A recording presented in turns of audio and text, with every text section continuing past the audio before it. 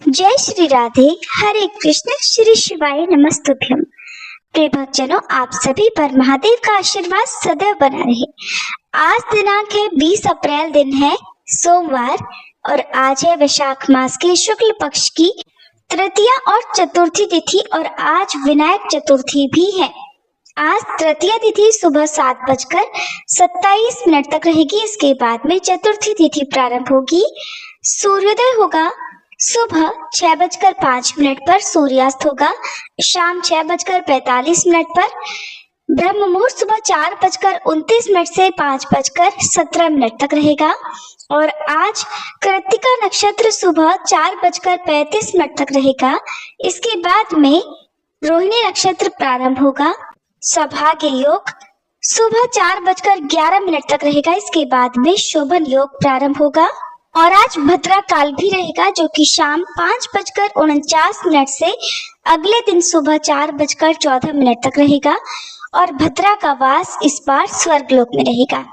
प्रिय भक्तजनों, आज की कथाओं का शुभारंभ करते हैं विनायक चतुर्थी की कथा के साथ। एक बार गणेश भगवान वेश बदलकर 1 चम्मच में दूध और अपनी मुट्ठी में कुछ चावल लेकर घूम रहे थे और घर घर जाकर कह रहे थे कि कोई माई खीर बना दो। सबने सुनकर मना कर दिया कि इतने से खीर नहीं बनेगी। आखिरकार वह एक बूढ़ी माई के घर पहुंचे और बोले, माई खीर बना दो। बूढ़ी माई हंसकर बोली, पगले, इतने से खीर कैसे बनेगी? तेरी मुट्ठी में थोड़े से चावल और चम्मच में बस थोड़ा सा दूध है। चल, फिर मैं भी खाली बैठी हूँ, अच्छा ला बना देती हूँ। ऐसा कहकर वह अपने घर में जाकर सबसे छोटा बर्तन लेकर आई तो गणेश जी बोले, माई सबसे बड़ा बर्तन चढ़ाकर बनाओ, मैं गांव में बुलावा देकर आ जाता हूँ। बूढ़ी माई ने सोचा, छोटा बालक है, उसका मन रखने के लिए उसका कहा कर देती हूँ। ये सोचकर बूढ़ी माई ने घर में से सबसे बड़ा बर्तन लाकर उसे चूल्हे पर चढ़ा दिया और उसमें गणेश जी का दिया हुआ दूध और चावल डालकर रख दिया। उधर गणेश जी गांव भर में न्योता देने के लिए चले गए और इधर चूल्हे पर रखा हुआ वह बर्तन लबालब खीर से पूरा भर गया। बूढ़ी माई ने सोचा कि वो तो गांव में बुलावे की बात कहकर गया है, पता नहीं बाद में खीर बचे या ना बचे। तो बूढ़ी माई ने अपने लिए उसमें से खीर निकालकर गणेश जी के नाम से भोग लगाया और खीर खाने लगी। इतने में ही गणेश जी आ गए तो बूढ़ी माई बोली, आओ आओ, तुम भी खीर का भोग लगा लो। तब गणेश भगवान कहने लगे, ना बूढ़ी माई, मेरा तो पेट ही भर गया है। बूढ़ी माई ने कहा, तुमने खीर कब खाई जो तुम्हारा पेट भर गया? तब गणेश जी, जिन्होंने वेश बदला हुआ था, कहने लगे, बूढ़ी माई, जब तुमने मुझे याद किया और मुझे याद करके भोग लगाया, उस समय मैंने उस खीर को ग्रहण किया और जिससे मेरा पेट भर गया। अब तो तुम इस खीर से पूरे गांव भर को खिलाओ और जब तक पूरा गांव नहीं खा लेता तब तक तेरे घर में भंडार में खीर खत्म नहीं होगी। ऐसा कहकर गणेश जी चले गए। थोड़ी देर के बाद बूढ़ी माई घर के अंदर गई तो देखा कि सारे बर्तन अनाज और धन से भरे हुए हैं। किसी में सोना चांदी गहने तो किसी में आभूषण से भरा हुआ भंडार था और इस प्रकार गणेश की कृपा से बूढ़ी माई का पूरा घर धन सुख समृद्धि और अनाज से भर गया। विनायक जी महाराज, जैसा आपने उन बूढ़ी माई को दिया वैसा ही सबको देना। इस कहानी को कहने सुनने और हुंकारा भरने वाले और जो भी इस कहानी को आगे लोगों तक शेयर करे, उन सबको और उनके परिवारजनों को भी देना और अपनी कृपा सब पर बनाए रखना। सभी प्रेम से बोलिए, विनायक जी महाराज की जय। प्रिय श्रोताओ, ये थी आज की कथा। अब आज क्योंकि सोमवार का दिन है जो कि भोलेनाथ को समर्पित है, तो अब हम सभी भगवान शिव की सोमवार व्रत कथा का भी श्रवण करेंगे ताकि आप सबकी मनोकामनाएं भोलेनाथ की कृपा से शीघ्र पूर्ण हो सके। एक बार भोलेनाथ और माता पार्वती जी मृत्युलोक में भ्रमण करने पधारे। दोनों विदर्भ देश में अमरावती नाम की सुंदर नगरी में जा पहुँचे। ये नगरी सभी प्रकार के सुखों से भरपूर थी। वहाँ बहुत सुंदर सुंदर शिव जी के मंदिर भी थे। भगवान शंकर देवी पार्वती जी के साथ उन्हीं में से एक मंदिर में निवास करने लगे। एक दिन माता पार्वती ने भोलेनाथ के साथ चौसर खेलने की इच्छा प्रकट की। भगवान शिव ने उनकी बात सुन ली और वे दोनों चौसर खेलने लगे। तभी मंदिर का पुजारी पूजा करने आया। माता पार्वती ने पुजारी से पूछा, पुजारी जी बताओ हम में से कौन जीतेगा? पुजारी जी ने कहा, महादेव ही जीतेंगे। थोड़ी ही देर बाद खेल समाप्त हुआ तो विजय देवी पार्वती जी की हुई। माता पार्वती ने पुजारी जी से पूछा, बताओ पुजारी जी हम में से विजय किसकी हुई? तब पुजारी जी ने महादेव को ही विजयी होने की बात बताई। ये सुनकर देवी पार्वती जी को पुजारी जी पर क्रोध आया और उन्हें कोढ़ी होने का श्राप दे दिया। कोढ़ से ग्रस्त पुजारी बहुत दुखी रहने लगे। एक दिन देवलोक की अप्सरा भगवान शिव की पूजा करने के लिए उस शिव मंदिर में आई। पुजारी जी की कोढ़ की अवस्था देखकर दया भाव से पूछताछ करने लगी। तब पुजारी जी ने सारी बात अप्सरा को बता दी। उनमें से एक अप्सरा बोली, आप सभी व्रतों में श्रेष्ठ 16 सोमवार के व्रत करो, इससे शिव जी प्रसन्न होंगे और वे तुम्हारे कष्ट अवश्य दूर करेंगे। पुजारी जी ने इस व्रत की विधि पूछी। तब अप्सराओं ने बताया, सोमवार के दिन व्रत रखो, स्वच्छ वस्त्र धारण करो, संध्या और उपासना के बाद आधा किलो गेहूं का आटा लेकर इसके 3 भाग करो। घी, गुड़, दीप, नैवेद्य, पुंगी फल, बेलपत्र, जनेऊ जोड़ा, चंदन, अक्षत और पुष्प आदि से प्रदोष काल में भगवान शंकर का पूजन करो। 3 भागों में से 1 भाग शिव जी को अर्पण करो, बाकी 2 को शिव जी के प्रसाद के रूप में उपस्थित जन को बांट दो। खुद भी प्रसाद ग्रहण करो। इस तरह 16 सोमवार व्रत करो। 7वें सोमवार को पाव भर की पवित्र आटे की बाटी बनाओ, उसमें घी और गुड़ मिलाकर चूरमा बनाओ, शिव जी को भोग लगाकर उपस्थित भक्तों में बांट दो। इसके बाद परिवार सहित प्रसाद ग्रहण करो तो इससे सभी मनोरथ पूर्ण हो जाते हैं। ऐसी बात बताकर अप्सराएं चली गईं। पुजारी जी ने अप्सराओं की बताई विधि अनुसार 16 सोमवार के व्रत किए, जिसके पुण्य प्रताप से भगवान शिव की कृपा और माता पार्वती की दया से पुजारी जी कोढ़ मुक्त हो गए और आनंद से रहने लगे। कुछ समय के बाद भगवान शिव और देवी पार्वती जी वापस उसी मंदिर में आए। देवी पार्वती ने पुजारी जी को निरोगी देखकर कारण पूछा तो पुजारी जी ने 16 सोमवार व्रत की महिमा बताई। पार्वती जी खुद भी 16 सोमवार व्रत रखने के लिए तैयार हो गईं और इस व्रत को करने से उनके रूठे हुए पुत्र कार्तिकेय जी देवी पार्वती जी के आज्ञाकारी हो गए।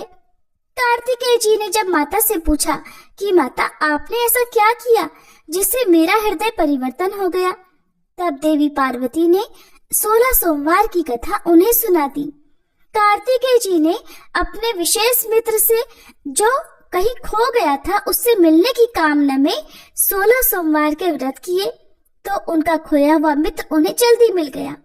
मित्र ने इस आकस्मिक मिलन का कारण पूछा तो कार्तिकेय जी ने उसे 16 सोमवार का व्रत करना बताया। मित्र ने व्रत की विधि विधान पूछा और स्वयं के विवाह की मनोकामना से 16 सोमवार के व्रत धारण किए। इसके बाद कार्तिकेय जी का मित्र एक स्वयंवर सभा में गया तो वहां की राजकुमारी ने आकर्षित होकर उसके गले में वरमाला डाल दी और उसे अपना पति स्वीकार कर लिया। तब राजा ने बहुत सारा धन और सामान देकर उसको भेजा। अब वे दोनों सुख से रहने लगे। जब 16 सोमवार के व्रत का उसकी पत्नी को पता लगा तो उसने पुत्र प्राप्ति की कामना से 16 सोमवार के व्रत किए। उसके कुछ समय बाद एक अति सुंदर, सुशील और बुद्धिमान पुत्र प्राप्त हुआ। जब वह बड़ा हुआ तो उसने अपनी माँ से 16 सोमवार के व्रत की गाथा सुनी। तब उसने भी राज्याधिकार प्राप्त करने के लिए 16 सोमवार के व्रत शुरू कर दिए। एक राजा को अपनी कन्या के लिए योग्य पुरुष की खोज थी। राजा ने अपनी कन्या का विवाह उस सर्वगुण संपन्न पुरुष से कर दिया। राजा के कोई पुत्र नहीं था तो उसने अपने दामाद की योग्यता देखकर उसे राजा बना दिया।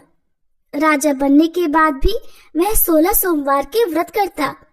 17वां सोमवार आने पर उसने अपनी पत्नी से शिवजी की पूजा के लिए मंदिर चलने को कहा, तो उसने दासियों से कहकर पूजा की सामग्री तो भिजवा दी, लेकिन खुद नहीं गई। अब इधर राजा ने शिवजी की पूजा समाप्त की तो आकाशवाणी हुई, हे राजा, अपनी रानी को राजमहल से निकाल दे, नहीं तो सर्वनाश हो जाएगा। राज दरबार में आकर सभासदों से विचार विमर्श किया और सर्वनाश के भय से रानी को राजमहल से निकाल दिया गया। अपने दुर्भाग्य को कोसती हुई रानी नगर से बाहर चली गई। दुखी मन से चलते हुए वह एक गांव में जा पहुंची। वहां पर एक बूढ़ी माई थी जो सूत बेचा करती थी। बूढ़ी माई ने दया करके रानी को अपने साथ सूत बेचने के लिए रख दिया। जब से रानी को साथ रखा बूढ़ी माई का तो सूत बिकना ही बंद हो गया। बूढ़ी माई ने रानी से वहां से जाने को कह दिया। अब रानी एक तेली के यहाँ काम मांगने गई। उसी समय तेली के मटके चटक गए, सारा तेल बह गया। तेली ने भी उसे वहां से भगा दिया।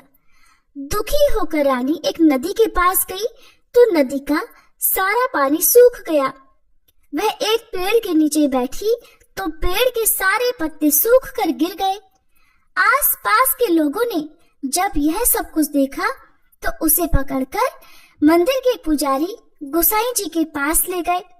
गोसाई जी देखते ही जान गए कि यह कोई विधि की मारी कुलीन स्त्री है। गोसाई जी ने रानी से कहा कि वह उनके आश्रम में उनकी पुत्री की तरह रह सकती है। अब रानी आश्रम में रहने लगी। रानी भोजन बनाती थी तो उसमें कीड़े पड़ जाते थे। पानी भरकर लाती तो वह गंदा हो जाता था। अब तो गोसाई जी ने एक दिन दुखी होकर उससे पूछा कि बेटी, तुम्हारी ये दशा कैसे हुई? ये किस देवता का कोप है? तब रानी ने शिवजी की पूजा में ना जाने वाली बात गोसाई जी को बताई तो गोसाई जी बोले, पुत्री, तुम 16 सोमवार के व्रत करो, इससे तुम अपने सभी कष्टों से मुक्ति पा सकती हो। गोसाई जी की बात मानकर रानी ने 16 सोमवार के व्रत किए। 17वें सोमवार के दिन विधि विधान से शिवजी की पूजा भी की। पूजन के प्रभाव से राजा को इधर महल में रानी की याद सताने लगी और रानी को ढूंढने के लिए उसने चारों दिशाओं में अपने दूत भेज दिए। रानी की खोज में घूमते घूमते दूत गोसाई जी के आश्रम में भी पहुंच गए। राजा को खबर लगी तो राजा रानी को ले जाने आश्रम पहुंच गया। गोसाई जी से बोला, ये मेरी पत्नी है। शिव जी के क्रोध के कारण मैंने इसे महल से निकाल दिया था। अब जब शिव जी का प्रकोप शांत हो चुका है तो इसे मेरे साथ जाने की आज्ञा दीजिए। गोसाई जी ने रानी को राजा के साथ जाने की आज्ञा दे दी। रानी बहुत प्रसन्न हुई। राजा और रानी के आने की खुशी में नगरवासियों ने खूब सजावट की, मंगल गीत गाए, पंडितों ने मंत्र आदि गाकर स्वागत किया। इस तरह धूमधाम से रानी का महल में प्रवेश हुआ। राजा ने ब्राह्मणों को दान आदि दिए, याचकों को धन धान्य दिया। जगह जगह भूखे लोगों को भोजन खिलाने के लिए भंडारे खुलवाए। राजा रानी 16 सोमवार के व्रत करते हुए शिव जी का विधि विधान से पूजन करते हुए सुखपूर्वक लंबे समय तक जीवन बिताने के बाद शिवलोक को पधार गए। इस प्रकार जो भी मनुष्य मन, वचन और कर्म से भक्ति भाव से 16 सोमवार के व्रत और पूजन विधि विधान से करता है, कथा का श्रवण करता है, वह सभी सुखों को प्राप्त करके अंत में शिवलोक को गमन करता है और यह व्रत सभी मनोरथ पूर्ण करने वाला है। अब सुनिए श्री कृष्ण कवच पाठ हिंदी में।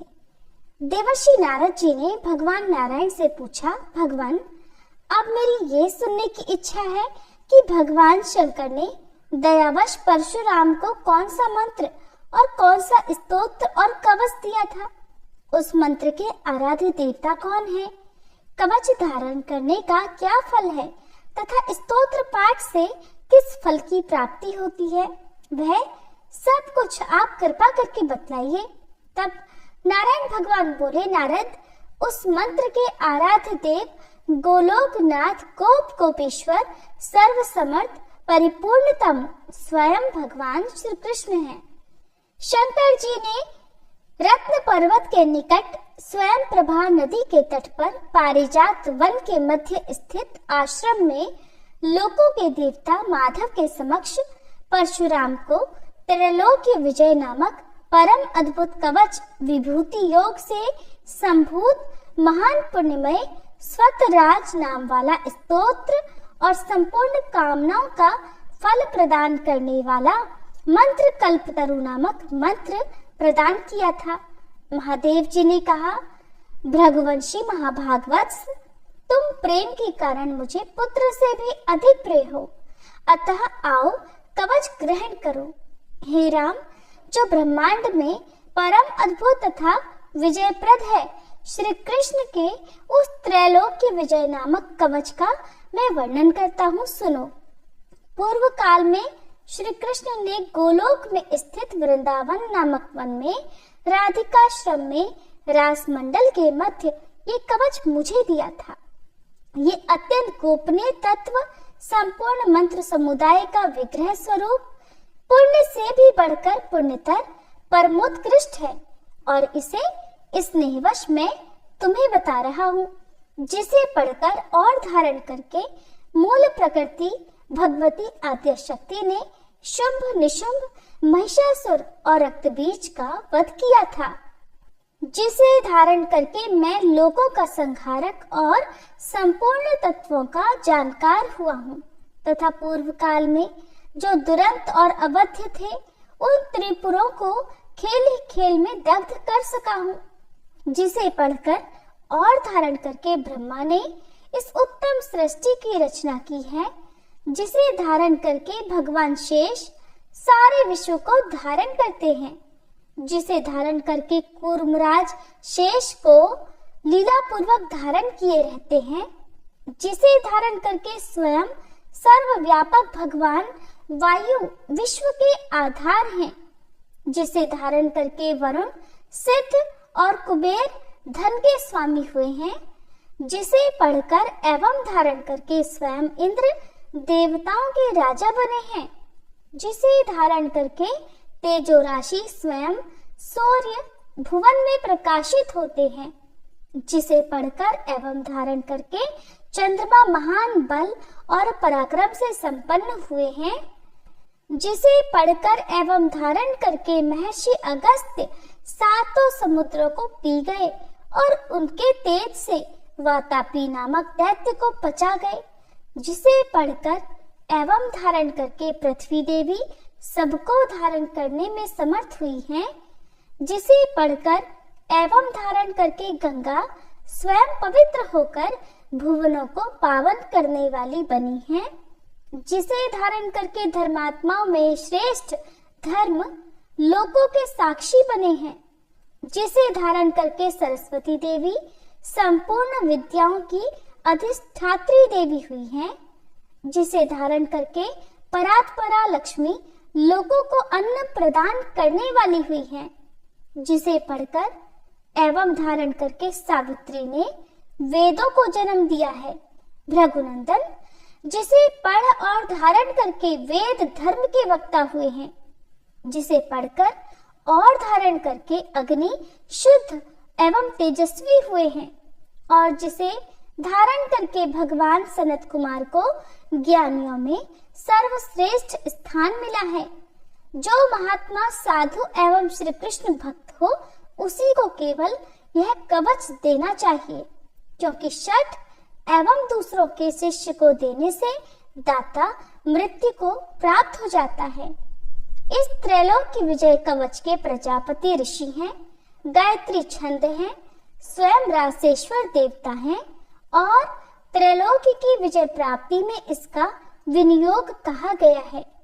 ये परात्पर कवच तीनों लोकों में दुर्लभ है। ओम श्री कृष्णाय नमः सदा मेरे सिर की रक्षा करे। कृष्णाय स्वाहा ये पंचाक्षर सदा कपाल को सुरक्षित रखे। कृष्ण नेत्रों की तथा कृष्णाय स्वाहा पुतलियों की रक्षा करे। हरे नमः सदा मेरी भ्रकुटियों को बचाए। ओम गोविंदाय स्वाहा, मेरी नासिकाओं की सदा रक्षा करे। गोपालाय नमः, मेरे दंड स्थलों की सदा सब ओर से रक्षा करे। ओम गोपांगनेशाय नमः, सदा मेरे कानों की रक्षा करे। ओम कृष्णाय नमः, निरंतर मेरे दोनों ओठों की रक्षा करे। ओम गोविंदाय स्वाहा, सदा मेरी दंत पंक्ति की रक्षा करे। ओम कृष्णाय नमः, दांतों के छिद्रों की तथा क्लिंग दांतों के ऊर्ध्व भाग की रक्षा करे। ओम श्री कृष्णाय स्वाहा, सदा मेरी जिह्वा की रक्षा करे। रासेश्वराय स्वाहा, सदा मेरे तालु की रक्षा करे। राधिकेशाय स्वाहा, सदा मेरे कंठ की रक्षा करे। गोपांगनेशाय नमः, सदा मेरे वक्ष स्थल की रक्षा करे। ओम गोपेशाय स्वाहा, सदा मेरे कंधों की रक्षा करे। नमः किशोर वेशाय स्वाहा, सदा मेरे पृष्ठ भाग की रक्षा करे। मुकुंदाय नमः, सदा मेरे उदर की तथा ओम ह्रीं क्लीं कृष्णाय स्वाहा, सदा मेरे हाथ पैरों की रक्षा करे। ओम विष्णवे नमः, सदा मेरी दोनों भुजाओं की रक्षा करे। ओम ह्रीं भगवते स्वाहा, सदा मेरे नखों की रक्षा करे। ओम नमो नारायणाय, सदा नख छिद्रों की रक्षा करे। ओम ह्रीं ह्रीं पद्मनाभाय नमः, सदा मेरी नाभि की रक्षा करे। ओम सर्वेशाय स्वाहा, सदा मेरे कंकाल की रक्षा करे। ओम गोपी रमणाय स्वाहा, सदा मेरे नितंब की रक्षा करे। ओम गोपी रमण नाथाय स्वाहा, सदा मेरे पैरों की रक्षा करे। ओम ह्रीं श्रीं रसिकेशाय स्वाहा, सदा मेरे सर्वांगों की रक्षा करे। ओम केशवाय स्वाहा, सदा मेरे केशों की रक्षा करे। नमः कृष्णाय स्वाहा, सदा मेरे ब्रह्मरंध्र की रक्षा करे। ओम माधवाय स्वाहा, सदा मेरे रोमों की रक्षा करे। ओम ह्रीं श्रीं रसिकेशाय स्वाहा, मेरे सर्वस्व की सदा रक्षा करे।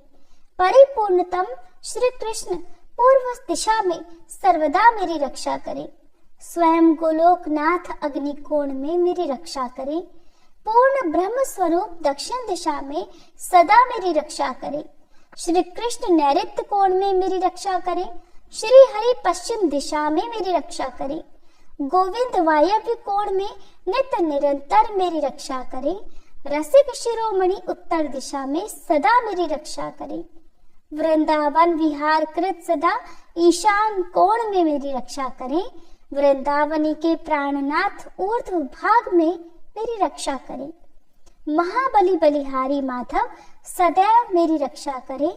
नृसिंह जल स्थल तथा अंतरिक्ष में सदा मुझे सुरक्षित रखें। माधव सोते समय तथा जागृत काल में सदा मेरा पालन करे तथा जो सबके अंतरात्मा निर्लेप और सर्वव्यापक हैं, वे भगवान सब ओर से मेरी रक्षा करें। वत्स, इस प्रकार मैंने त्रैलोक्य विजय नामक कवच, जो परम अनोखा तथा समस्त मंत्र समुदाय का मूर्तमान स्वरूप है, तुम्हें बतला दिया। मैंने इसे श्री कृष्ण के मुख से श्रवण किया था। इसे जिस किसी को नहीं बतलाना चाहिए। जो विधि पूर्वक गुरु का पूजन करके इस कवच को गले में अथवा दाहिनी भुजा पर धारण करता है, वह भी विष्णु तुल्य हो जाता है, इसमें संशय नहीं है। वह भक्त जहाँ जाता है, जहाँ रहता है, वहाँ लक्ष्मी और सरस्वती भी निवास करती हैं। यदि उसे कवच सिद्ध हो जाता है तो वह जीवन मुक्त हो जाता है और उसे करोड़ों वर्षों की पूजा का फल प्राप्त हो जाता है। हजारों राजसूय, सैकड़ों वाजपेयी, 10,000 अश्वमेध, संपूर्ण महादान तथा पृथ्वी की प्रदक्षिणा, ये सभी इस त्रैलोक्य विजय की 16वीं कला की भी समानता नहीं कर सकते। व्रत उपवास का नियम, स्वाध्याय, अध्ययन, तपस्या और समस्त तीर्थों में स्नान, ये सभी इसकी एक कला को भी नहीं पा सकते। यदि मनुष्य इस कवच को सिद्ध कर ले तो निश्चय ही उसे सिद्धि, अमरता और श्री हरि की दास्ता आदि सब कुछ मिल जाता है। जो इसका 10 लाख जप करता है उसे यह कवच सिद्ध हो जाता है, और जो सिद्ध कवच होता है वह निश्चय ही सर्वज्ञ हो जाता है। परंतु जो इस कवच को जाने बिना श्री कृष्ण का भजन करता है उसकी बुद्धि अत्यंत मंद है। उसे करोड़ों कल्पों तक जप करने पर भी मंत्र सिद्धिदायक नहीं होता। वत्स, इस कवच को धारण करके तुम आनंद पूर्वक निशंक होकर अनायास ही 21 बार पृथ्वी को क्षत्रियों से शून्य कर डालो। पुत्र, प्राण संकट के समय राज्य दिया जा सकता है, सिर कटाया जा सकता है और प्राणों का परित्याग भी किया जा सकता है, परंतु ऐसे कवच का दान कभी नहीं करना चाहिए। इति श्री कृष्ण कवचम पाठ संपूर्णम। अब सुनिए आज का महात्म्य। श्री सूत जी कहते हैं, इस प्रकार सब तीर्थों का दर्शन करके आए हुए अर्जुन के मन में महानदी सुवर्णमुखी ने कई गुना आनंद बढ़ा दिया। उस नदी के पूर्व तट पर अर्जुन ने एक ऊंचा पर्वत देखा जो कालहस्ती के नाम से प्रसिद्ध है। उस महानदी में स्नान करके वे पर्वत के शिखर पर गए और वहां देव पूजित कालहस्तेश्वर नामक महादेव जी का दर्शन किया। पार्वती जी के साथ महादेव जी का भक्ति युक्त चित्त से पूजन करके वे कृतार्थ हो गए। इसके बाद अर्जुन वहां के अभूतपूर्व पदार्थों का दर्शन करने के लिए उस पर्वत पर घूमने लगे। वहां पर्वतीय शिखरों पर एकांत प्रदेश में उन्होंने शिव जी के ध्यान में तत्पर हुए अनेकानेक दिव्य योगियों का दर्शन किया। साथ ही इंद्रियों को संयम में रखने वाले अनेकों शांत मुनियों को भी देखा। उनमें से कोई तो निराहार रहते थे, कोई केवल वायु पीते थे और कोई सूर्य की धूप के ही आहार पर अपना जीवन बिता रहे थे। उसके बाद उस पर्वत के दक्षिण भाग में घूमते हुए उन्होंने महर्षि भरद्वाज का पवित्र आश्रम देखा, जो सब प्रकार की लक्ष्मी से सुशोभित था। कौतुक का तो वह एकमात्र स्थान था। सिंह, हाथी, व्याघ्र, चीता, रुरु, रंकू तथा अन्य मृगों से भरा हुआ था और वे सभी जीव आपस का सहज वैर भाव बुलाकर एक दूसरे के साथ घूम रहे थे। उस आश्रम को देखकर पांडुनंदन अर्जुन ने तपस्वियों के प्रभाव की प्रशंसा की। अनेक श्रेष्ठ ब्राह्मण उस यात्रा में अर्जुन के साथ थे। उन सभी मित्रों के साथ उन्होंने आश्रम में प्रवेश किया और अपने सामने ही अनेक मुनियों से घिरे हुए प्रज्वलित अग्नि के समान तेजस्वी भरद्वाज जी को बैठे देखा। उनके सब अंगों में भस्म लगा हुआ था और कंधे पर मृग चर्म का उत्तरीय शोभा पा रहा था। इससे वे नूतन श्याम मेघ से आच्छादित कैलाश की तरह शोभित हो रहे थे। सुवर्ण के समान पीले रंग की लंबी जटाओं से प्रकाशमान थे। उन्हें देखकर ऐसा लगता था मानो श्रुति, स्मृति और पुराणों के अर्थों ने एकीभूत होकर मुनि का शरीर धारण कर लिया हो। वे दिव्य ज्ञान के शुभ आश्रय थे। धृति, शांति, दया, तुष्टि और शांति आदि सद्गुण नित्य उनकी सेवा में रहते थे। वे अखंड ब्रह्म तेज से दैदीप्यमान हो रहे थे। अर्जुन ने धीरे धीरे निकट जाकर मुनि के चरणारविंदों के आगे पृथ्वी पर गिरकर साष्टांग प्रणाम किया। अपने आश्रम में आए हुए कुंती नंदन अर्जुन को मुनि ने स्वयं उठाकर अभ्युदय का आशीर्वाद दिया। उस समय उनका मन हर्षोल्लास से भरा हुआ था। यथा योग्य अर्घ आदि प्रस्तुत करके मुनि ने अपने प्रिय अतिथि का सत्कार किया और एक आसन की ओर संकेत करके उन्हें उस पर बिठाया। जब अर्जुन बैठ गए तब उनसे स्वास्थ्य संबंधी कुशल प्रश्न किया। इसके बाद अर्जुन भोजन करके तपोनिधि भरद्वाज मुनि के समीप ही बैठे और कथा सुनने के कौतूहल से दिन का शेष भाग वहीं बिताया। उसके बाद सायं संध्या करके अग्नि में आहुति देकर अपने साथ आए हुए ब्राह्मणों सहित वे मुनि के कुटी गृह में गए और वहां उनके आशीर्वाद से आनंदित होकर बैठ गए। उस समय सुवर्णमुखी नदी के शीतल जल को छूकर चलने वाली ठंडी वायु से अर्जुन को बड़ी प्रसन्नता हो रही थी। सूत जी कहते हैं, अर्जुन ने सुख पूर्वक बैठे हुए भरद्वाज मुनि को प्रणाम करके विनय पूर्वक इस प्रकार गंभीर वचन में कहा, मुनि श्रेष्ठ, इस संसार में एकमात्र मैं ही धन्य हूँ जिसका आपने अपने पुत्र की तरह भली भांति आदर किया है। भगवान, ये महानदी किस पर्वत से प्रकट हुई है और कौन इसे ले आया है, तथा इसमें स्नान दान आदि करने से कौन सा पुण्य प्राप्त होता है, कृपा कर मुझे ये बताइए। भरद्वाज जी कहने लगे, महाबाहु अर्जुन, तुम कौरव कुल को पवित्र करने वाले हो और धर्मपुत्र युधिष्ठिर के छोटे भाई हो। मैंने अनेकों राजा देखे हैं, परंतु वे तुम्हारे समान लीलायुक्त सरलता, दया, उदारता, धीरता और गंभीरता आदि गुणों से सुशोभित नहीं थे। कुल, विद्या और धन ये बलवान पुरुषों के अभिमान में कारण होते हैं, किंतु तुम्हारे जैसे कल्याणमय पुरुषों के लिए वे भी नम्रता लाने में कारण हुए हैं। राजन, मैंने मुनियों के मुख से जो दिव्य कथा सुनी है वो तुमसे कहता हूँ, उसे सुनो। पूर्व समय की बात है, दक्ष कुमारी सती अपने पिता से अपमानित होकर शरीर त्याग कर हिमालय की पुत्री के रूप में प्रकट हुई। फिर सप्तऋषियों ने आकर जब प्रार्थना की, तब गिरिराज हिमालय विवाह के समय अपनी पुत्री भगवान शंकर को देने के लिए तत्पर हुए। उसके बाद जगदीश्वर शिव पार्वती जी को बहलाने के लिए हिमालय के निवास स्थान पर गए। उस समय स्थावर जंगम सभी प्राणी भगवान शिव के मंगलमय विवाह का अभिनंदन करने के लिए वहां पर उपस्थित हुए। उन सबके भारी भार से उत्तर की भूमि नीची हो गई और दक्षिण की भूमि भार न होने से अत्यंत हल्केपन के कारण ऊंची हो गई। इससे सबको बड़ा भय हुआ। तब महादेव जी ने अगस्त्य जी के पास जाकर कहा कि मुने, ये पृथ्वी अधिक भार से दबकर विकृतावस्था को प्राप्त हो गई है। अब आप ही इसको बराबर करने में समर्थ हैं, इसलिए मेरे कहने से इस पृथ्वी को बराबर कर दो। तब बहुत अच्छा कहकर भगवान शिव को प्रणाम करके अगस्त्य जी दक्षिण दिशा में चले गए। विंध्यगिरि को लांघकर अगस्त्य जी के दक्षिण दिशा में जाते ही पृथ्वी समभाव को प्राप्त हो गई, अर्थात एक समान हो गई।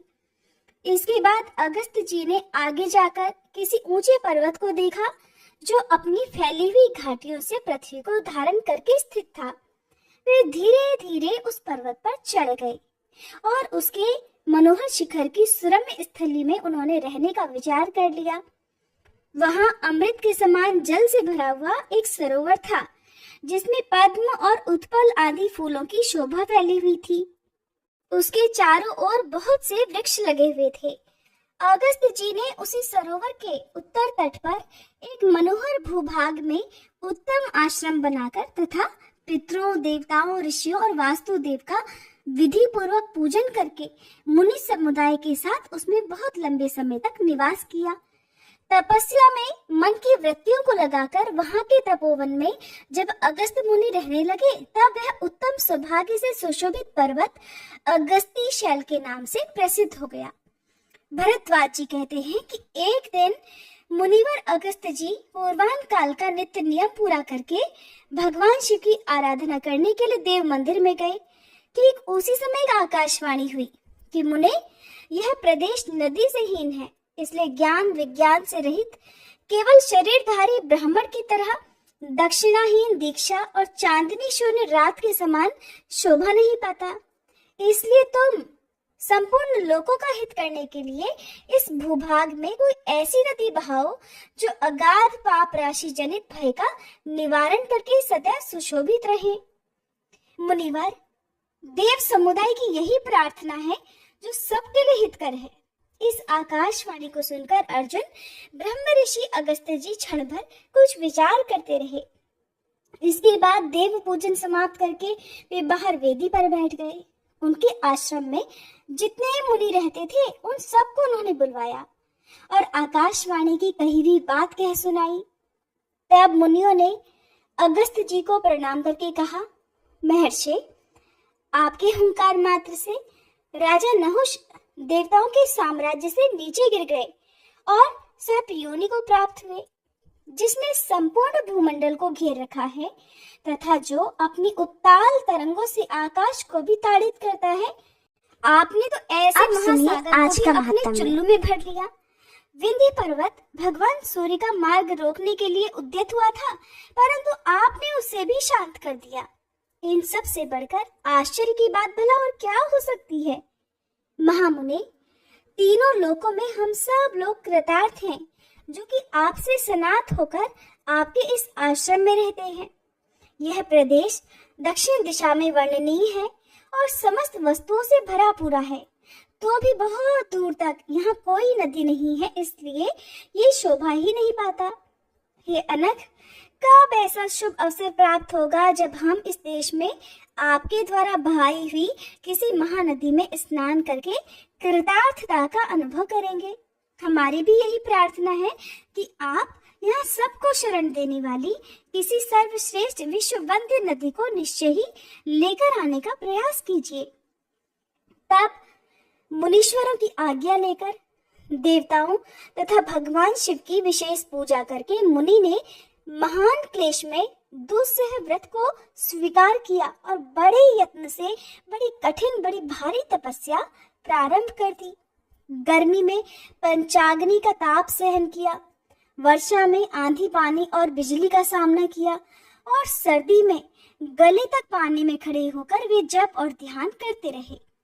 इसके बाद मन की वृत्तियों को रोककर निराहार रहकर इंद्रियों को अपने वश में करके वे पत्थर की तरह स्थिर हो गए।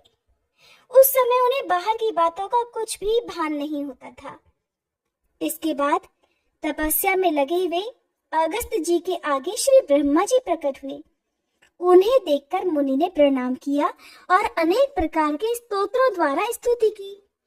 तब विनयावनत अगस्त जी की ओर देखकर प्रसन्न वदन होकर ब्रह्मा जी ने पवित्र वाणी में कहा, उत्तम व्रत का पालन करने वाले हे महर्षि, तुम्हारे इस दुष्कर तप से मैं बहुत संतुष्ट हूँ। तुम्हें जो जो अभीष्ट हो मांगो, मैं उसे दूंगा। अगस्त जी उन्हें प्रणाम करके बोले, प्रभु, आपकी कृपा से मुझे सब कुछ प्राप्त है, किंतु इस प्रदेश को नदी से हीन देखकर मेरे मन में बहुत दुख होता है। देवेश्वर, यहाँ की भूमि को पवित्र और सुरक्षित करने में समर्थ किसी महानदी को प्रकट करने की कृपा करें। बस यही मेरे लिए अभीष्ट वर है। अगस्त जी का वचन सुनकर ब्रह्मा जी कहने लगे, तथास्तु, ऐसा ही होगा।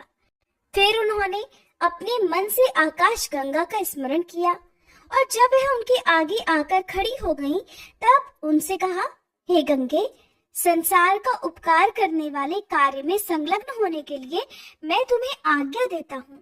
इस नदीहीन देश में सब लोगों के हित के लिए कोई नदी प्रवाहित करने के लिए ये अगस्त जी तपस्या और प्रयास कर रहे हैं।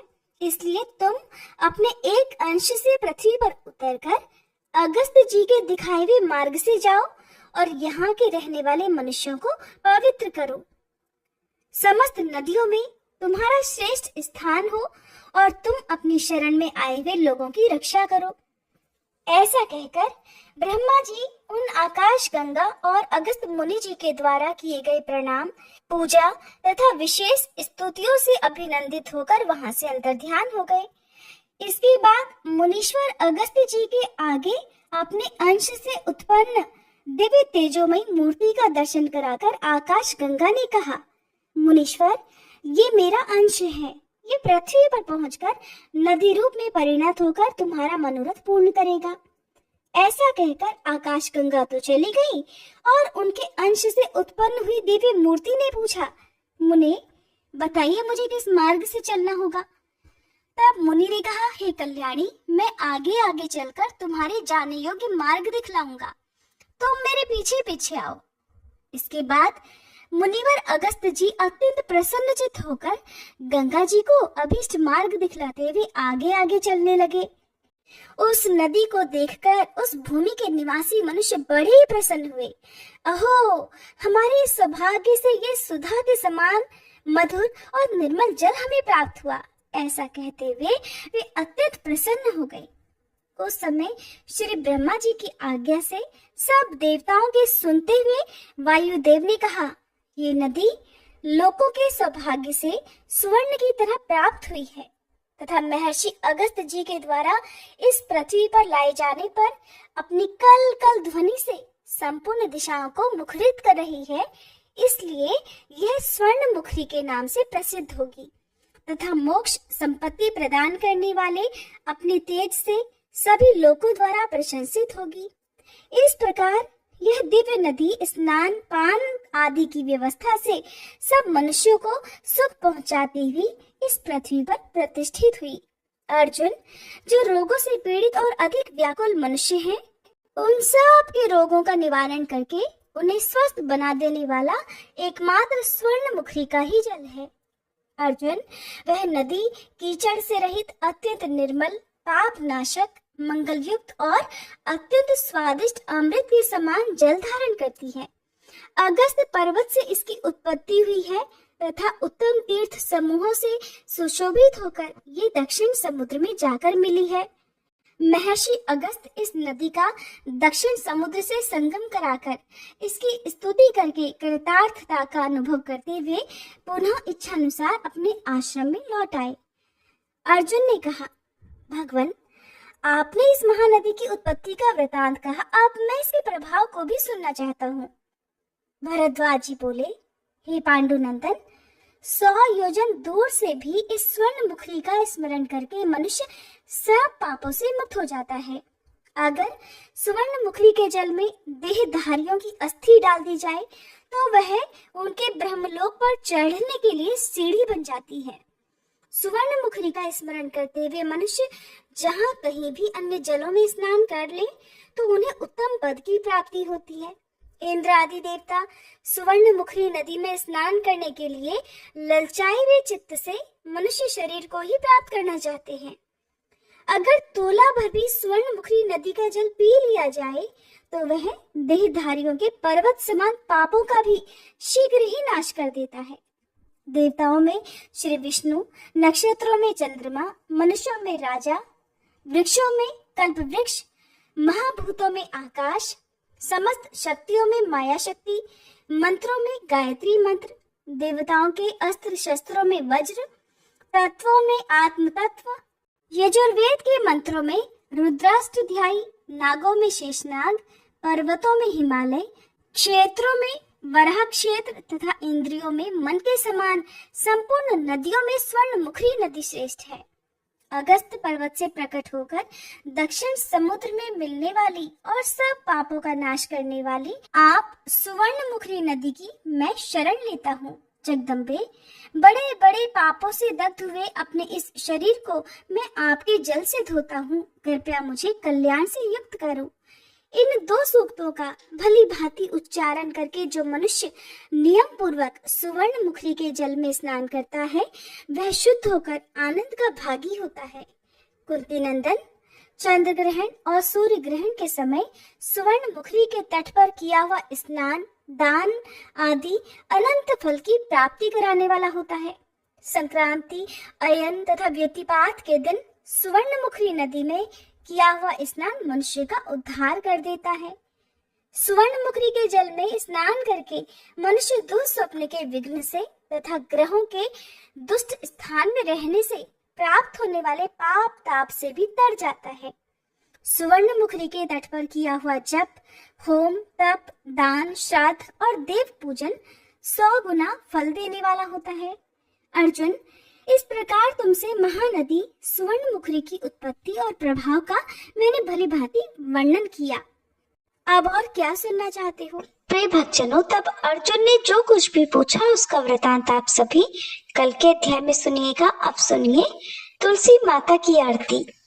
तुलसी महारानी नमो नमो, हरि की पटरानी नमो नमो, धन तुलसी पूरण तप कीनो, धन तुलसी पूरण तप कीनो, शालिग्राम बनी पटरानी नमो नमो, तुलसी महारानी नमो नमो, जाके पत्र मझरी कोमल, जाके पत्र मझरी कोमल, श्रीपति कमल चरण लपटानी नमो नमो, तुलसी महारानी नमो नमो।